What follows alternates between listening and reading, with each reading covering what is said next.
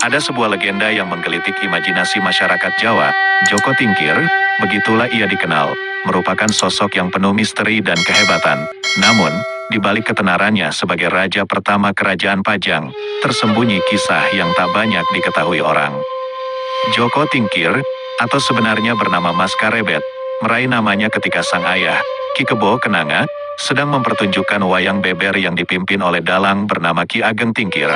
Saat itu, angin bertiup kencang dan suara dalangnya terdengar kemebret, yang kemudian membuat Joko Tingkir diberi julukan Mas Karebet. Ia lahir pada tanggal 18 tahun 1549 dari pasangan Ki Kebo Kenanga dan Nyi Ageng Pengging. Joko Tingkir menjadi pendiri sekaligus raja pertama Kesultanan Pajang, yang memerintah pada periode tahun 1568 sampai tahun 1582, dengan gelar Sultan Adiwijaya atau Hadiwijaya.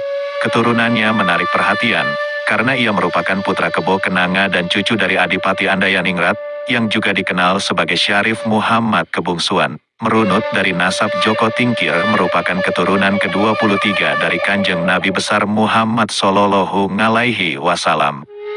Di balik kepemimpinannya yang penuh karisma, Joko Tingkir menyimpan cerita perantauan yang menarik. Joko Tingkir hijrah ke kerajaan Demak dengan teman-temannya, seperti Mas Wila, Ki Wuragil dan Mas Manca. Di sana, ia menetap di rumah pamannya, Kiai Ganda Mustaka, yang merupakan perawat Masjid Demak dengan pangkat Lurah Ganjur. Melalui jasa-jasanya, Joko Tingkir kemudian diangkat sebagai Adipati Pajang dengan gelar Adipati Adiwijaya, dan ia menikahi Ratu Mas Cempaka, putri Sultan Trenggono.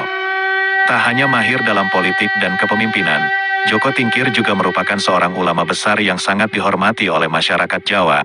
Kerajaan Pajang yang didirikannya merupakan kerajaan Islam kedua di Tanah Jawa setelah Kesultanan Demak runtuh akibat konflik perebutan kekuasaan. Namun, di balik prestasinya sebagai raja dan ulama, tersembunyi petualangan-petualangan yang jarang terungkap. Joko Tingkir, sebelum dikenal sebagai raja, mengembara dan menemukan berbagai hikmah dari tempat-tempat yang ia singgahi. Petualangan-petualangan itulah yang membentuk kekuatan batin dan karakternya sebagai pemimpin yang bijaksana. Kisah perantauan, perjuangan melawan rintangan, dan pembentukan karakter yang mengesankan inilah yang membuat Joko Tingkir layak disebut sebagai legenda di Tanah Jawa. Ia bukan sekadar seorang raja, tetapi juga inspirasi bagi generasi-generasi mendatang. Kisahnya mengajarkan nilai-nilai keberanian, kepemimpinan, dan ketekunan dalam menghadapi segala tantangan hidup. Kisah Jaka Tingkir, sosok legendaris dari Tanah Jawa, menjadi rahasia yang berliku dan menarik. Ia dikenal sebagai pendiri dan raja pertama kerajaan Pajang, tetapi ada banyak aspek tersembunyi yang membentuk sosoknya yang penuh intrik dan kepahlawanan. Jaka Tingkir bermula sebagai seorang pemuda biasa yang berguru kepada Ki Ageng Selo di daerah lereng Merbabu, Boyolali, sekitar 60 km di barat Pengging. Ki Ageng Selo sendiri merupakan keturunan Brawijaya V, dari garis Bondan Kejawen yang memiliki anak bernama Getas Pandawa dan kemudian melahirkan Ki Ageng Selo.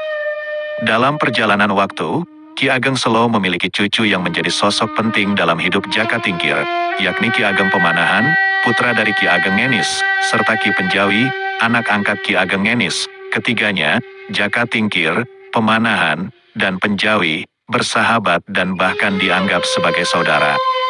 Setelah mengenyam ilmu dari Ki Ageng Selo, Jaka Tingkir pergi ke Demak dan berhasil menjadi seorang prajurit di bawah pemerintahan Sultan Trenggono, Raja ketiga Demak.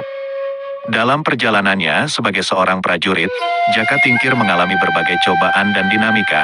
Ia pernah diusir dari Demak oleh Trenggono karena mengganggu putri raja dan membunuh sesama prajurit. Namun, dengan kecerdikan yang dikenal sebagai Kebo Danu, Jaka Tingkir berhasil kembali ke Demak dan bahkan diangkat sebagai menantu Sultan Trenggono. Di tengah petualangan dan intrik politik, Jaka Tingkir menjadi sosok pahlawan yang menundukkan Kebo Danu atau Arya Saloka. Pertempuran yang sesungguhnya adalah sahabat lawan sahabat. Kesuksesan ini membawa Jaka Tingkir mengangkat gelar Sultan Hadiwijaya dan memindahkan pusat kekuasaan ke Pajang, wilayah yang kini berada di Solo, Jawa Tengah. Namun, ada segi kelam dalam kepemimpinannya. Pertempuran Pajang dengan Mataram yang dipimpin oleh Danang Sutawijaya, putra Ki Ageng Pemanahan, mengakibatkan sakit hati dan bencana alam yang menimpa pasukan Pajang. Jaka Tingkir harus menghadapi konsekuensi dari tindakannya terhadap kerabat Sutawijaya yang menyebabkan kehancuran pasukan Pajang. Saat akhir hayatnya tiba di tahun 1582, Joko Tingkir menghadapi kenyataan bahwa segala tindakan memiliki akibat. Kematian Jaka Tingkir menandai berakhirnya kepemimpinannya, tetapi legenda dan warisan keberanian serta kisah-kisah menariknya tetap abadi. Dalam salah satu versi, tahun 1582 menjadi tonggak penuh duka bagi kerajaan Pajang. Saat itu, Joko Tingkir dikabarkan terlibat dalam pertempuran berdarah dengan Mataram Islam yang dipimpin oleh Danang Sutawijaya, putra Ki Ageng Pemanahan. Pertempuran itu diperkuat oleh dendam pribadi karena perlakuan Joko Tingkir yang menyakiti kerabat dekat Sutawijaya, bahkan hingga menghukum mati beberapa di antaranya. Konflik semakin tak terkendali ketika bencana alam menambah kacau situasi. Letusan gunung menyebabkan abu vulkanik dan hawa panas yang menyambar sebagian pasukan kerajaan Pajang, membuat barisan mereka tercerai-berai. Dalam keadaan genting tersebut, Joko Tingkir memutuskan mundur dari medan perang untuk menghindari kekalahan yang tak terelakkan. Namun, takdir menuliskan nasib lain bagi sang penguasa.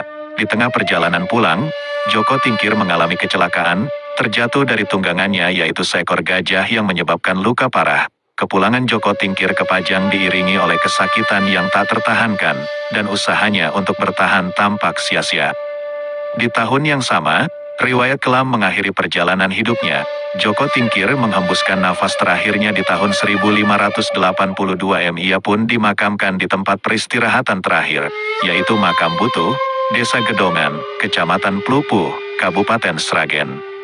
Sejak saat itu, kawasan Makam Butuh menjadi saksi bisu dari perjalanan Joko Tingkir yang menghadap misteri. Meskipun telah beberapa kali dilakukan pemugaran, makamnya masih tetap dirawat dengan penuh penghormatan oleh masyarakat setempat, terutama pada masa pemerintahan Pakubuwono X.